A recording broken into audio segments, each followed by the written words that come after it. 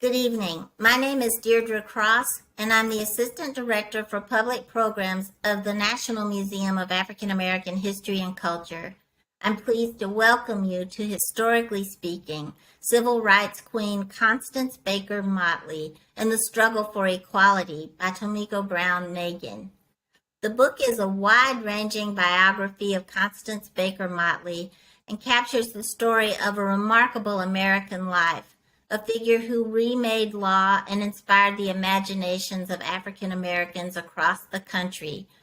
Furnished with an extraordinary wealth of research, award-winning, esteemed civil rights and legal historian and dean of the Harvard Radcliffe Institute, Tomiko Brown-Nagin brings Motley to life in these pages. We are privileged to listen to a wonderful discussion of Judge Motley's career, as it is indicative of the remarkable narratives featured throughout this museum's galleries. Tomiko Brown-Nagin is Dean of Harvard's Radcliffe Institute for Advanced Study, the Daniel P.S. Paul Professor of Constitutional Law at Harvard Law School, and Professor of History at Harvard University's Faculty of Arts and Sciences. In 2019, she was appointed chair of the Presidential Commission on Harvard and the Legacy of Slavery. She is a member of the American Academy of Arts and Sciences, of the American Philosophical Society, and of the American Law Institute, and a distinguished lecturer for the Organization of American Historians. Joining Dean Brown is Michel Martin, host of Weekend All Things Considered, where she draws on her deep reporting and interviewing experience to dig into the week's news. Please join me in welcoming both esteemed guests tonight. Thank you, Deirdre. Welcome, everyone. Dean, it's a pleasure to speak with you. Thank you for joining us. Happy to be here. Before we dig into your rich and readable and entertaining, moving, all the things, biography of Constance Baker Motley, I was wondering if you wouldn't mind telling us a little bit about yourself. Why the law for you? So that's a great question, and I will tell you that I was attracted to the law, in particular to civil rights law, as an aspiration because I grew up in the Deep South, in South Carolina, to parents who grew up under Jim Crow. And by the time I was born, the Civil Rights Act had passed, and I had different opportunities from my parents, and yet I could still see that there were problems related to race all around me in this state, and I read encyclopedias as a young girl. I admit to that, and I happened upon a picture of Thurgood Marshall. And I was just captivated by the idea of being a civil rights lawyer and being able to change the world essentially through the law. And so I had an aspiration to be a lawyer from a pretty young age. So tell us about, and we were chatting about this earlier. We had the opportunity to speak a little earlier, and I mentioned that I was embarrassed when I got your book. I had certainly heard the name Constance Baker Motley. I am born and raised in New York. I am in Washington now, where I'm surrounded by lawyers and legal scholars and just immersed in, the history, the legal history, especially the civil rights movement. And I did not know the first thing about Constance Baker Motley. So if you don't mind my asking, how did you first hear of her? How did you know about her? Right. I don't remember when I first learned about Constance Baker Motley, but the story I just told is instructive. She wasn't in my encyclopedias. The person in my encyclopedias was Thurgood Marshall, who, of course, was a mentor to Constance Baker Motley. Somewhere along in my education, I happened upon Motley and, of course, was intrigued by her And when I really started to become fascinated by Motley and all that she meant to this country was when I wrote an earlier book called Courage to Dissent about the long history of the civil rights movement using Atlanta as a jumping off point. And Motley had litigated the Atlanta school desegregation case all the way to the Supreme Court.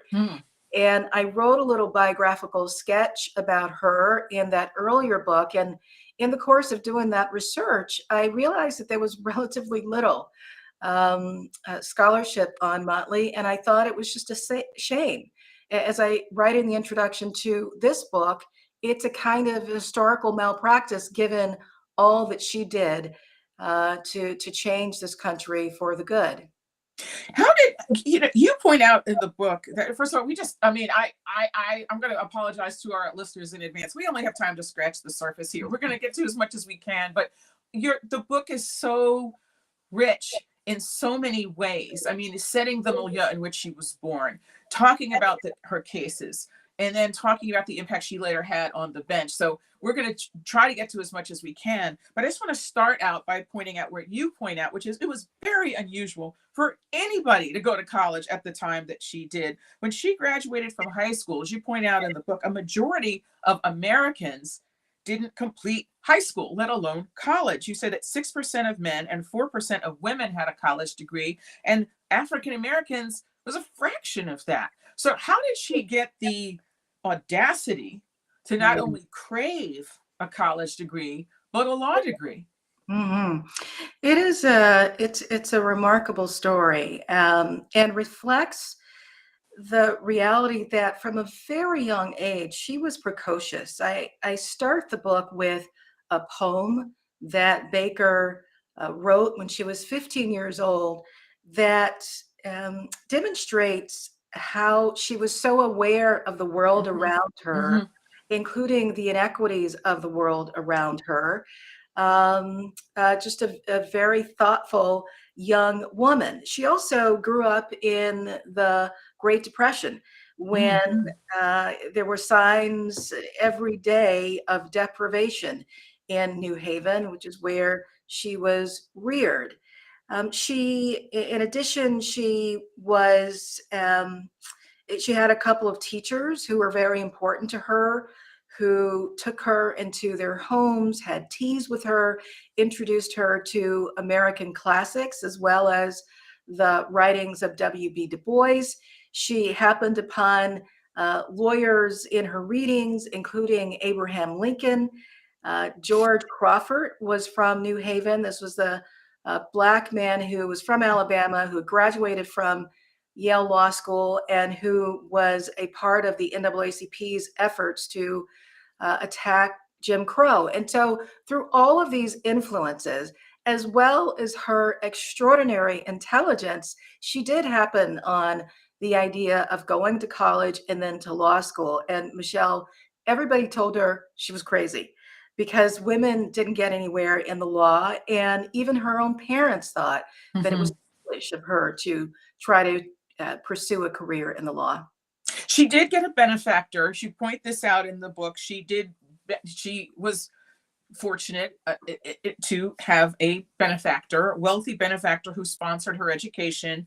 She went to Fisk, then she transferred to NYU, and then she goes to Columbia Law School. So let's pick up the thread where she connects with Thurgood Marshall. How did they meet, and what made her want to work there? Sure. Well, Motley described the job at the NAACP Legal Defense Fund, also called the Inc. Fund, as a dream job. For a person who was interested in the struggle for equality, it was an ideal place to work. And she made her way from Columbia Law School to the offices of the Inc. Fund on the advice of one of her peers who was just finishing an internship there. And he said to her that she ought to think about applying for that internship. And that is what she did. She went to see Thurgood Marshall, and he hired her on the spot, regaling her with stories about Black women whom he had known, largely teachers, who were professionals. And that is how she started her career as a civil rights lawyer, even before she had graduated from Columbia Law School. What was she good at? I mean, how would you say, what would you identify as her special gift in this area? How would you identify it? Was it a sort of insight? Was it finding the holes in an argument? Was it, what would you say? Well, being a lawyer requires great attention to details. And she had that. She wrote the first complaint in Brown versus Board of Education, as I'm sure we'll talk about more. And that kind of work required attention to detail and to facts, fact finding. She was a hard worker. She put in the hours. She both did it because she wanted to prove herself as the only woman in her public interest law firm, but also because she had a sense of mission. She shared the Inc. Fund lawyers' mission of social and legal change. And all of those things, I would say, were her gifts: highly intelligent, detail-oriented, and a sense of mission. You talked about how Black folks and even some of the white administrative staff would fill the courtrooms when she was arguing a case just to stare at her, just to look at her. But you also point out how some of the white judges and opposing counsel just could not handle it, which brings me in the mind of some recent events. I don't know. Recent events. Let me think. I'm thinking now, but we'll stick with the book. Talk about some of the cases that were most impactful in which she worked. And certainly you want to talk about Brown a bit. We'll talk a little bit about some of the cases that where she was deeply impactful, especially the ones that people wouldn't necessarily know how significant her role is. Sure. Well, her first case was significant. She argued in Jackson, Mississippi, on behalf of Black teachers who sought to have their salaries raised. They were subject to pay disparities, no matter how well educated they were, as compared to white teachers, no matter how experienced they were. And the NAACP Legal Defense Fund, before it started to attack segregation frontally, filed a number of cases on behalf of these teachers. And Motley was there in Jackson, Mississippi. And this is one of the moments when she just captivated onlookers. Few people had seen a Black lawyer or a woman lawyer, and she was this incredible combination of a Black woman lawyer. She writes about how the people are amazed at how she spoke. And she was physically striking, and there she was in the courthouse in Jackson, Mississippi. And the other thing that's going on, Michel, is that she's doing something that is just uncommon, unheard of in that extraordinarily racist state, which is she is challenging white power. She is questioning white authority figures, white men. And at the same time, the local Black lawyer there, the Inc. Fund always had to have local counsel, is demonstrating his subservience by literally bending at the waist and walking in the courtroom that way, never turning his back to the judge. And so just imagine that. That was what was expected of Black people. And yet Motley, standing nearly 6 feet tall, was doing something extraordinary by confronting white power. In Brown, as I mentioned, she wrote the original complaint in that case. She conducted legal research for the briefs, worked very long hours in the run-up to the Supreme Court argument. And one of the things I mentioned in the book is that she did all of that while pregnant and then on maternity leave and while the mother of an infant son. These lawyers were expected to be there in the office all the time, away from their families. And she did all of that while also having the burdens and the joys that are associated with young motherhood.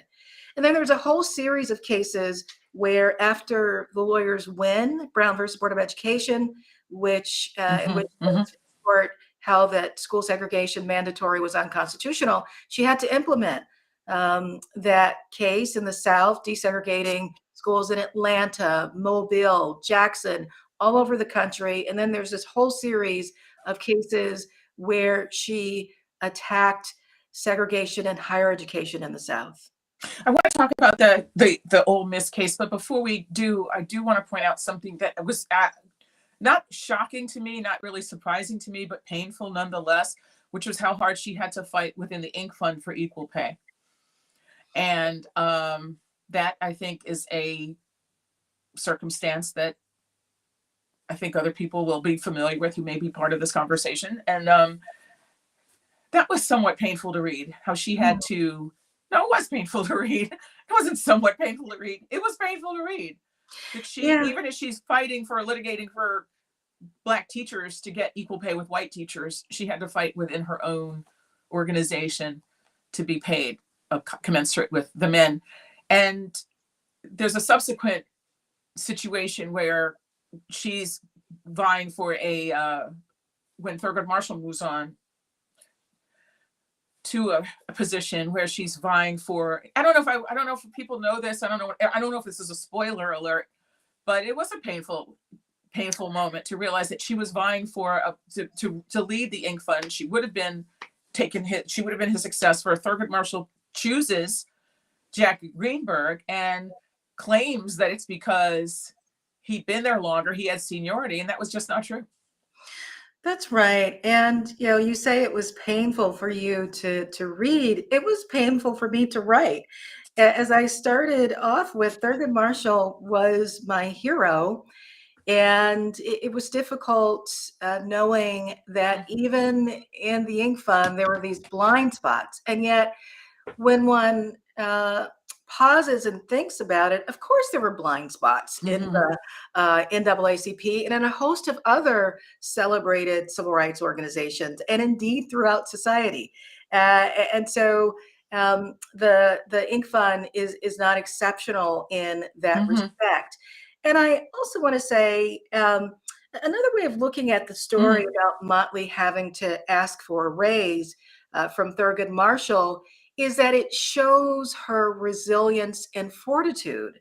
After all, I suppose she could have not asked for a raise, right? She could have stayed in her place, but that is not what she did. She marched into his office. She asked for a raise. He understood that she was right, and he gave her that raise. And the other thing I will mention is that although it is true that she was not selected as his successor, she was given the number 2 position, and she understood that it would have been an incredibly progressive move on the part of Thurgood Marshall and the NAACP to have selected a woman for that post at a time when women just didn't do such things. They there was no woman who was the head of the ACLU or other comparable organization. And so again, it's disappointing, but also understandable if one thinks about American history more generally. And Constance Baker Motley was always grateful to Marshall for giving her that big break, and said that had it not been for him, no one ever would have heard of Constance Baker Motley. Well, no, you talk about that. I mean, and I think that other women of her era and even later will have had a similar experience where she would, upon her completion of her law school studies, or as she's nearing completion, is trying to get a job at, firms, and having people take her call only to have her show up and then have them be shocked that she is who she was and act like they didn't know anything about it, or that, somehow, I mean, so I think all of that is very sort of the time, and I think will be painfully familiar to people, unfortunately, perhaps even now. I want to ask you to talk about her role in the Ole Miss case. I know that's something that it's a very moving well, so much of it is moving. I do hope people will read the book, because one of the things I appreciate about it, Dean, is that you balance the personal and the political. I think the personal and the public in a way that I think is very meaningful, because it's only, I think, really in recent years that I think many people have felt that they could talk about the toll that this work took on so many people. I mean, like the Black History Month version is, I think, as we know, is, Rosa Parks did her thing, and then there were some lawsuits, and then everything's great, and then everybody just went on and had a nice life. But you recount, I think, very sensitively and the toll that this work took on people. So if you would talk us through the University of Mississippi, her role in the University of Mississippi desegregation case, and I think you also have some slides that you wanted to show as well. So just if you would just talk us through it. Sure. So it's in 1961, and Thurgood Marshall comes into Motley's office waving a letter from James Meredith, who has written that he would like to challenge segregation at Ole Miss. And Marshall thinks and says, this man has got to be crazy, because it's the most white supremacist state. It's very clear that someone could be killed in the course of trying to challenge Jim Crow in Mississippi. And Marshall hands the case over to Motley because he knows that she has the skills, but he also says that she might have an advantage as a woman, because the segregationists in Mississippi might be less likely to lynch a Black woman. And yet the story that I tell, Michel, is about how she suffers great disrespect at the hands of the Mississippi lawyer who defends Ole Miss. He refuses to shake her hand. He refuses to call her Mrs. Motley. He refers to her indirectly as her or she, and he points at her. And she has to rise to her feet and ask the judge, who himself is a segregationist, to instruct the lawyer not to call her Constance, or not to call her, speak to her in a disrespectful way. And so the lawyer ends up calling her, and this is a compromise, the New York Council. Now, the other bit of that, and this goes to the trauma that both Motley and James Meredith experienced during the case, is that Motley has to morph from what I call a lawyer to a therapist in order to keep Meredith going, because so much is thrown at him by the Mississippi officials, and he can't. His friends' lives go on. Meanwhile, he is struggling. His family's struggling in fighting Ole Miss, and he almost gives up. Motley is able to keep him going, in part by removing him from Mississippi, bringing him up to New York. And then finally, he is able to matriculate. And yet there's more tragedy. First of all, James Meredith is completely alone, save law enforcement when he's on campus.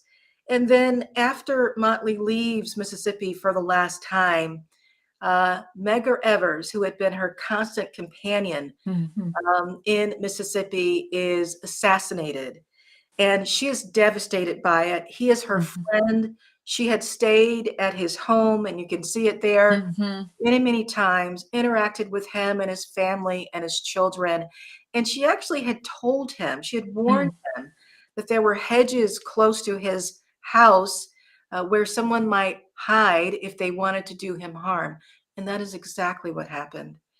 And she was devastated. And yet she emerged from Mississippi as one of the most celebrated civil rights lawyers in America.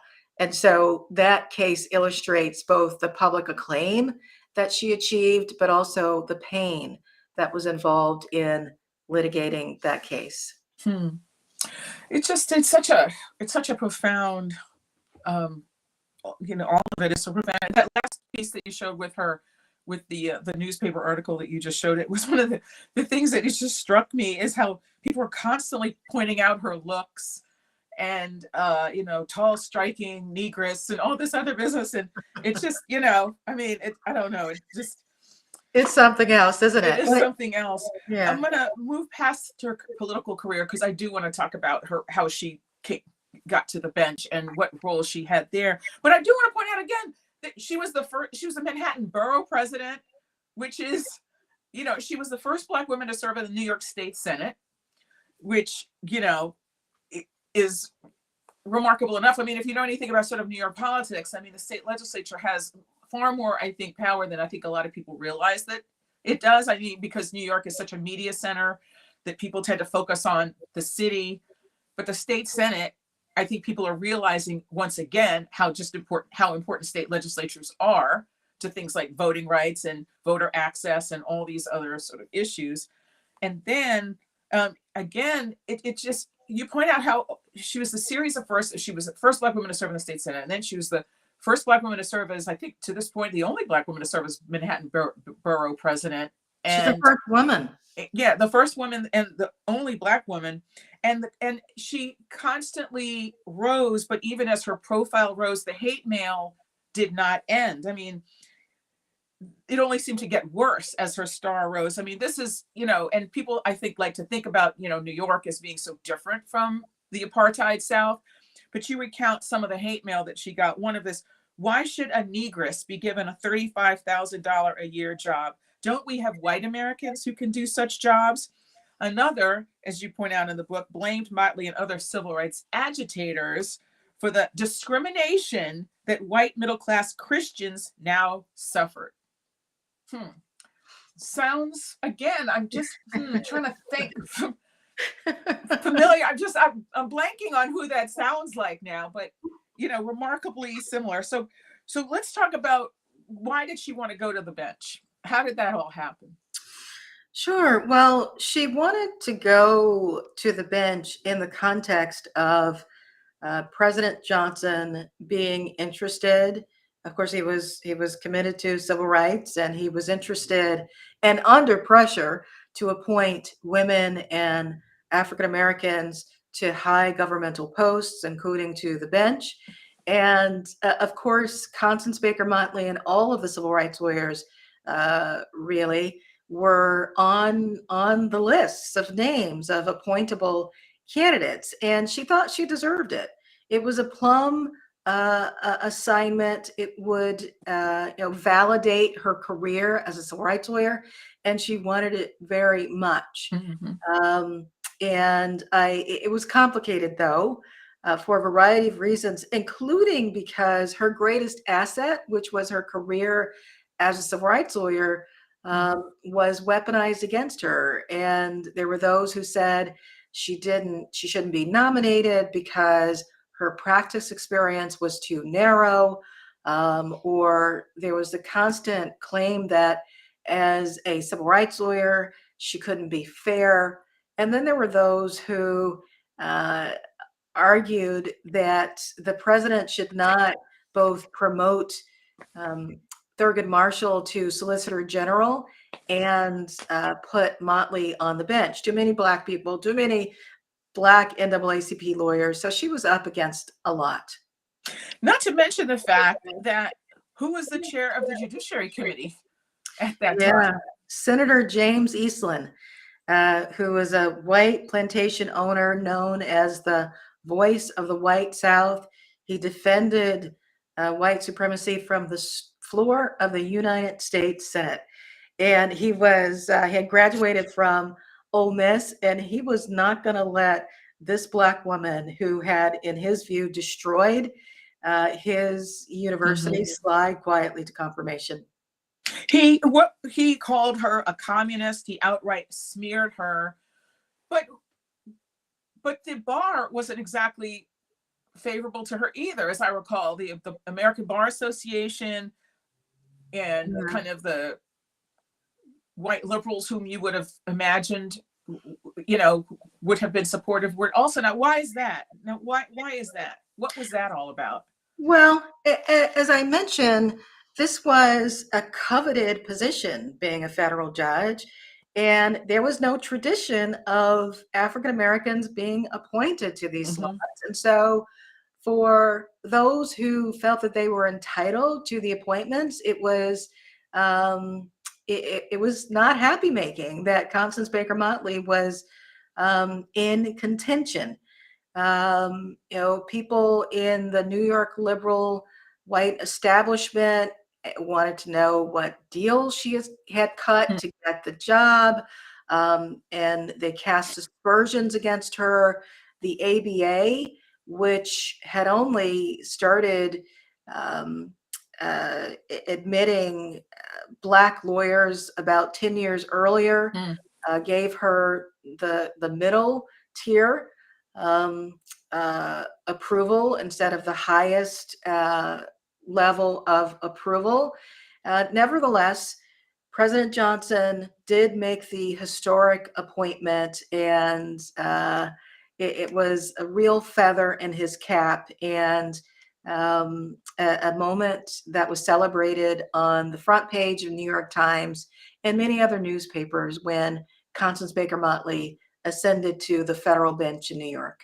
I want to remind anybody who's participating in our conversation that you can participate too. If you have questions, you can put it in the question tab and the chat, and we will be sure to get your questions, as many as we can. I'm just so interested in obviously the parallels to the current moment can't be ignored, where the first Black woman has been nominated to the United States Supreme Court, who has more judicial experience than 4 of the other people currently serving. And I don't think that I'm stepping out on a limb here when I point out that some of the questioning directed toward her, I don't know how else to characterize it as anything short of bizarre. I think many people characterize it as hectoring. Some considered it harassing. I'm sure some characterized it as demeaning. Some of it was clearly retaliatory. It was openly stated that some of the questions were meant as retaliation for questions that had been asked of, prior Republican nominees. But it was interesting to go back and read about what happened to Constance Baker Motley during her process. Do you want to talk a little bit about that, and what did she think of it? What were you able to glean about how she dealt with that?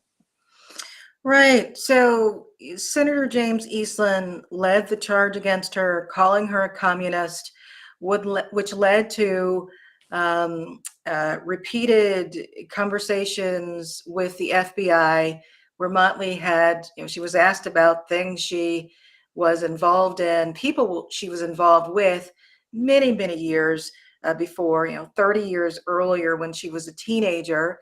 And she just had to endure it in much the same way that Judge Jackson had to endure the questioning during her confirmation hearings.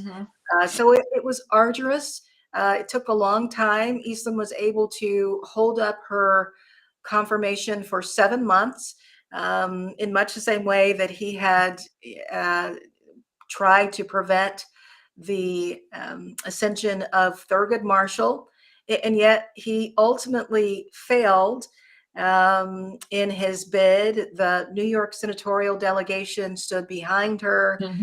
Jay stood behind her. But of course, it was at a personal cost.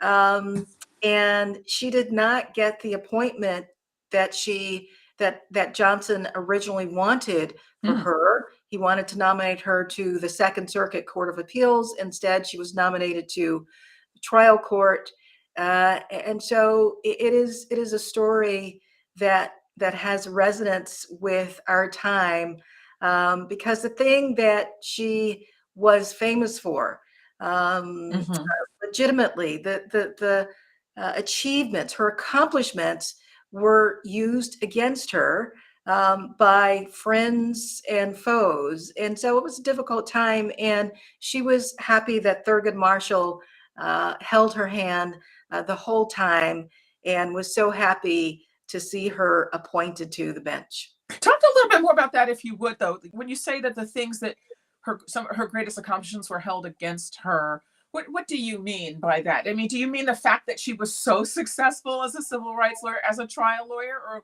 also the fact that she rose so, I wouldn't say it was rapidly. I mean, this was years. These cases took years. They took years to prepare. the decisions sometimes took years. It took years to implement. So I wouldn't say like that this was meteoric rise. I mean, she was in her mid-40s by the time she actually pivoted to a political career, but you could see where some people would think that. But what did you mean when you said that? Was it? Yes, I mean that her, the NAACP lawyers were celebrated by those who thought that equal protection of the laws was a positive. But of course, not everyone thought that. Not everyone was so enthusiastic about that. Brown was hated by James Eastland, by a lot of virtually all of the Southern senators. Moderates in the Democratic Party essentially wanted to avoid as much as possible inflaming the racial issue. It took violence in Birmingham to and the death of President Kennedy to position this country and Congress to pass the Civil Rights Act. And so all of this is hard fought, and she is a symbol and personification of that struggle. And to that extent, she's a controversial figure in the country. And there were also those who, in particular, because she was a woman, just didn't think that a woman should be in these positions. When she was appointed, she was the first Black woman, but only the fifth woman appointed to the federal bench. And that did not change appreciably until Jimmy Carter became president. And so what we can now look back upon, reflect on, and see as Motley's tremendous impact was both an asset, but also a disadvantage in the minds of some. You know, it's also fascinating to remember that the lawyers then, civil rights lawyers then, I mean, I could think of maybe one lawyer, like somebody like Ben Crump now, for example, and the people who work with him or public, or Johnny Cochran in his day, you know, were public figures, not just lawyers, they were public figures that people knew who they were. But that wasn't, they didn't have universal acclaim. I mean, one of the points that you make in the book is that there were people who, this was in the era of the kind of Malcolm versus Martin, the rise of the Nation of Islam, the rise of more confrontational street, you know, the street activism. And there were those who just weren't digging her act, you know. You talk about this really famous kind of, I don't know if it was famous at the time, it was certainly sort of fascinating to me, that was sort of Malcolm X and she debated, and he kind of teed off on her. That's right. What talk a little bit about that, if you would. Yeah, so it was in the context of the rise of the Black Power movement, and also terrible police violence in this country, including in Harlem. When Motley's in public office, she's in politics, and there are those who are not happy that she is Manhattan Borough president, that she is the representative of Black America.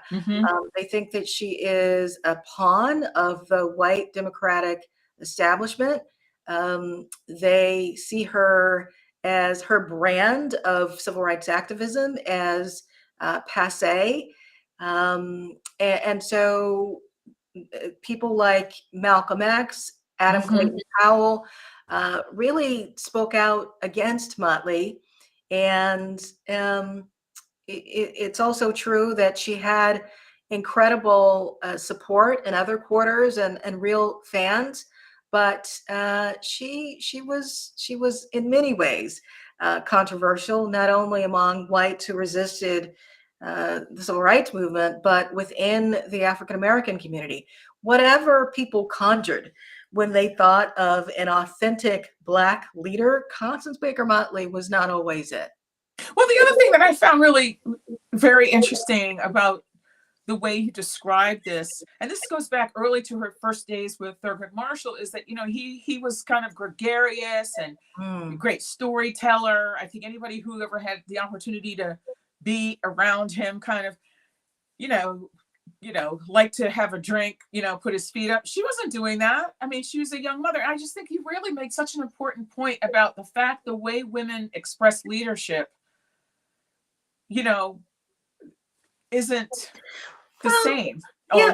Always. I mean, there are a lot of women who like, maybe there are a lot of other women who like to drink and put their feet up on the desk and whatever like that. But I mean, that just isn't the way a lot of women express leadership, and you know, and telling raunchy stories and, you know, I mean, I just I Well, found that really fascinating, that you kind of, the way you basically just spoke about it in a way that I think a lot of people have not.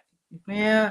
Well, it's a double-edged sword, right? So what if she had been a hard drinker? That wouldn't have been acceptable either, Right. right? So, and what if she, instead of going home to her husband and child, had spent a lot of time drinking with the guys? That would have not served her well either. She was reserved. She did the work. She was feminine, and all of those things were helpful to her when she was trying to rise in the legal profession, which was entirely unaccustomed to women lawyers. But on the other hand, her way of being set her apart. She wasn't that accessible or relatable in the way that we think of that today. And some people, you know, reacted to that negatively. I want to hear about some of her impactful cases. Again, it was as a judge, some of the cases that, and I do want to get to questions from the audience. What do you want to do first? Do you want to do questions first? Do you want to tell us a little bit about her as a judge? Sure. Why don't I tell you about a couple of cases, and then we can go to audience Q&A. I'm interested in engaging with people. So one of the cases that was most controversial in Motley's career, which illustrates the idea that being the civil rights queen was a double-edged sword, was filed in 1975. It's Blank versus Sullivan and Cromwell, filed by women law school graduates who argued that this prestigious law firm didn't hire women as it should have, didn't promote them. And Constance Baker Motley drew the case. And the law firm's lawyer was unhappy that the civil rights lawyer was going to decide one of the first cases testing the Title VII, the anti-discrimination provision in the workplace, in the context of this law firm. And he explicitly cited her race and her gender and her civil rights practice background in arguing to her that she should recuse herself, disqualify herself from the case. She rejected this and turned the argument on its head, saying that if background or demographic characteristics alone were enough to show that a judge was biased, then no judge on her court could hear the case. In other words, she turned the argument on its head and pointed out that, well, white men have a race and the gender too, and she was not going to be held to a different standard. It was a brilliant opinion of enduring significance that is cited by other judges who are subject to recusal motion on the basis of their gender or their sexual orientation, a really important opinion. And she ended up in that case accepting a settlement that opened the doors of law firms to women.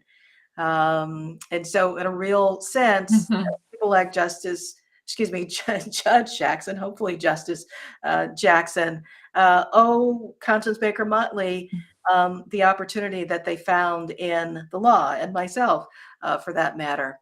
Then the other case I'll quickly mention involved Martin Sostre, who was a jailhouse lawyer and a Black Puerto Rican man in New York who was jailed, falsely accused of drug crimes, put in solitary confinement, and argued that the conditions of his confinement violated his constitutional rights.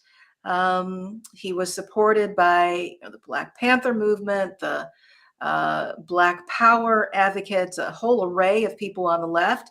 And Constance Baker Motley ruled in his favor. And it was a decision that was, let's just say law enforcement reacted unfavorably to this decision because it supported not only potentially Sastre, but a whole range of incarcerated individuals. Mhm. He was saying to them, you still have your dignity. You don't leave your constitutional rights at the prison door. And so it was deeply controversial, but she decided that case in his favor because she thought it was the right thing to do. And those are just a couple of the cases that show her impact as a judge. Did she like being a judge? She really did like being a judge. Mhm. In part, she liked the sort of the respect that the Mhm. position conferred upon her. She liked being recognized when she walked through the halls of the U.S. District Court, and a lot of people recognized her. First of all, because she was so singular and stood nearly 6 feet tall, but also people in New York knew her from her time in politics, and she liked being recognized. It was a form of validation for someone who Mhm. had endured so much disrespect. And she also liked her position because it gave her the chance to rule without fear or favor, sometimes Mhm. validating the civil rights movement and the women's rights movement, sometimes not. Mhm. And so, yeah, she did enjoy being a judge. Some questions. Did Judge Motley have any relationship with Shirley Chisholm, who's also obviously an important figure in New York? She was the first Black woman elected to Congress and she was the first Black woman to run for president. And did she? She did. They were friends. They had overlapped in the New York legislature, and there are many notes from Shirley Chisholm to Motley and vice versa, where Shirley is congratulating Motley when she's appointed to the bench, and says that she misses her Mhm. in New York politics, and they just have a fondness for each other, an affection for each other, as many of the path-breaking women did. So Motley was friends with Bella Abzug and Dorothy Kenyon, Pauli Murray. They were all friendly with each other and respected one another. Yeah. There's a question: is if Motley had been promoted to lead the NAACP Legal Defense Fund, how effective could she have been as a woman executive, given the context of 1950s intersectional systemic racism and sexism? Hmm. Well, that is the question, isn't it? And yet, we, I wouldn't support the idea that she should have been denied because of the sexism or the racism. After all, if we accept that argument, then she never would have been Mhm. a civil rights lawyer and had the opportunity to achieve all that she could achieve. Nevertheless, it is the case that when Motley conceded that it would have been just a tremendous victory if Marshall had supported her as his successor. She was conceding that it would have been difficult for a woman to do the job. Of course, we will never know how it would have turned out. Mhm. Someone wants to know, what was your process for research, Mm. given that obviously you had access to her um, decisions as a judge, but what else, especially given how little prior biographical work had been done? Yeah, it was a long process and comprehensive. I looked for every scrap of paper that could shed light on Motley, not only as a lawyer and a judge, but as a person. I interviewed colleagues, her clerks, her family, and friends. I looked at her papers that were held at Columbia and NYU, Mm-hmm. and also at the Schlesinger Library at Radcliffe, which is the premier library on the history of U.S. women, which was important because I needed to see her in the context of other women, these social Mm-hmm. networks, like Mm-hmm. alongside Pauli Murray and Shirley Chisholm. And so it was a long and extended effort to present Motley in full and to show the pain that she experienced along with the triumphs. That was very important to me. And I wanted to get it just right. Because even as it's true that a lot of people are unaware of the details of her life, within a small group, including among some Black women lawyers like Kamala Harris and others, Motley is a known quantity. And I felt a great, there was a great weight of needing to do this right, needing to make sure that I had as many details in there as possible. It's just, so I think it's fair to say that I think you started out this process with a lot of respect and admiration for her. Certainly, I mean, how could you not? But was there any way in which she kind of let you down? Interesting question. Well, I will say this. There were a significant number of people who were disappointed that Motley turned out to be what I call a judicial pragmatist, and not a judge who validated all of the claims of the civil rights movement or the women's rights movement, as was expected when she was nominated to the bench. All of those groups were so excited, not only for herself, but for the historically marginalized groups that she represented. But it didn't always turn out that way. And something that I do give great attention to in my book is explaining why that would have been. And the long and short of it is that judging is complicated, judges are complicated, and there are a lot of factors both inside and outside the law that bear on how cases come out. I want to go back to where we started, which is where she came from and what made her her. I mean, you pointed out, even her own parents didn't think she could do it.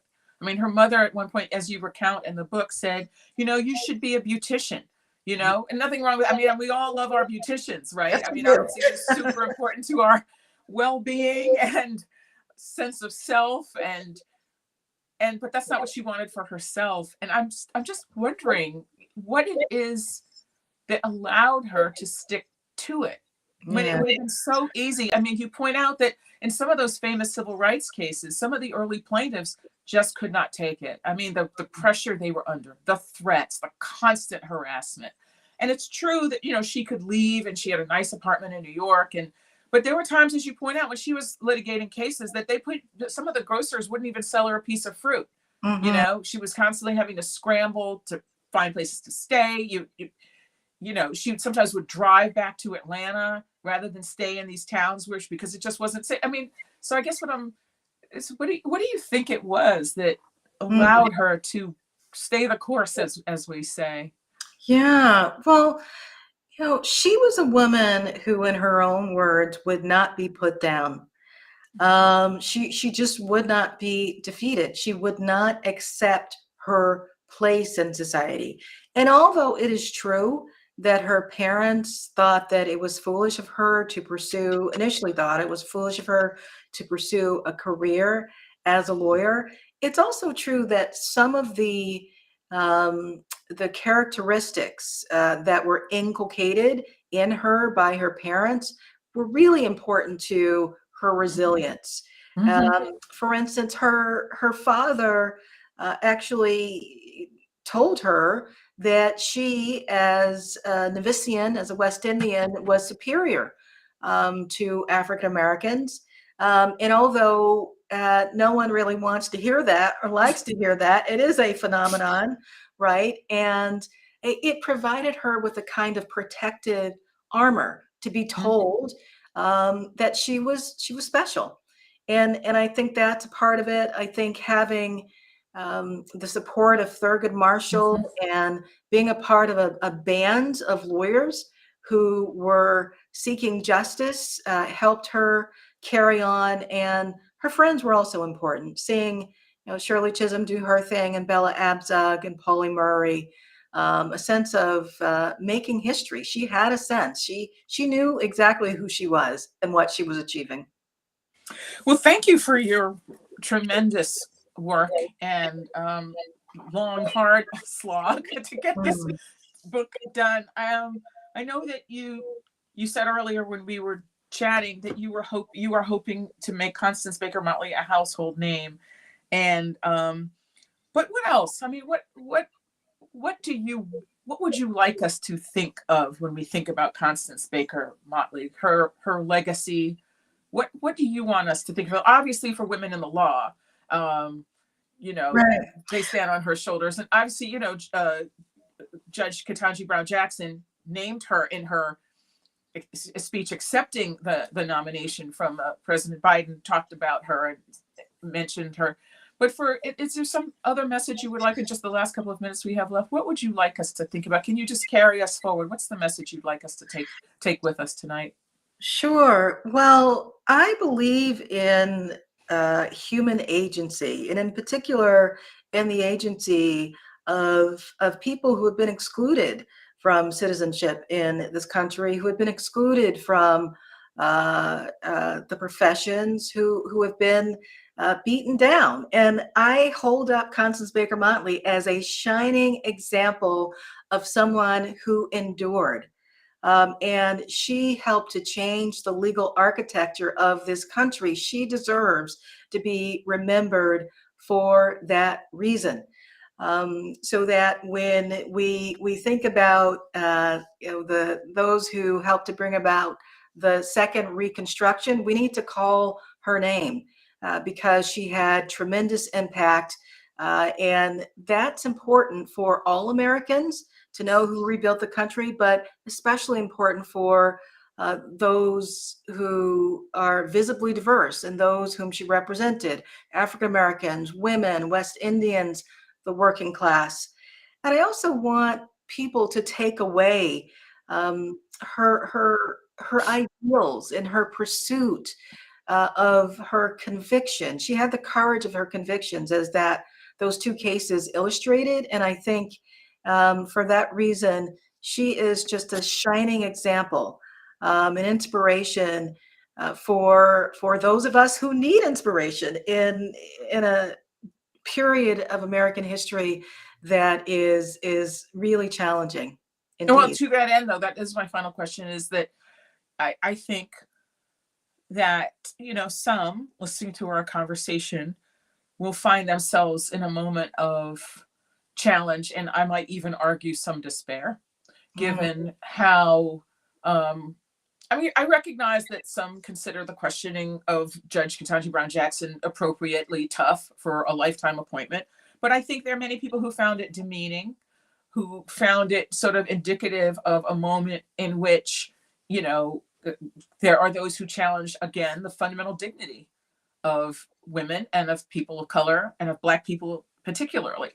And I'm just wondering if there's something in, and I'm just going to posit that I recognize that's not a universal point of view, but I think it is a point of view that many have. And I wondered if, as a teacher, you're a teacher of young people, a leader of an institution. Is there some message you draw from her story that you think is particularly relevant to the current moment that you would leave us with?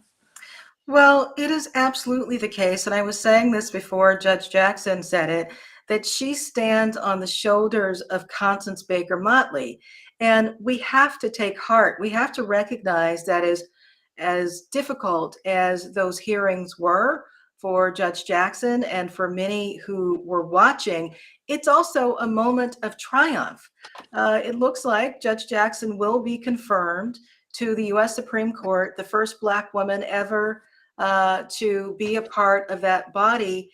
And it will matter that someone who is visibly diverse in the way that she is, but also who has her life experiences, will be a part of the making of American law. And so even as I understand the sadness and disappointment, I also believe that we have to see this as a new beginning and as a triumph of equal workplace opportunity, which is something that we've been struggling for and will continue to struggle for in many respects for a very long time. Dean Tomiko Brown-Nagin, author most recently of Civil Rights Queen, Constance Baker Motley and the Struggle for Equality. Dean Tomiko Brown-Nagin, thank you so much for joining us, and thank you for this rich conversation. Thank you, Michelle. It's been my pleasure to talk to you.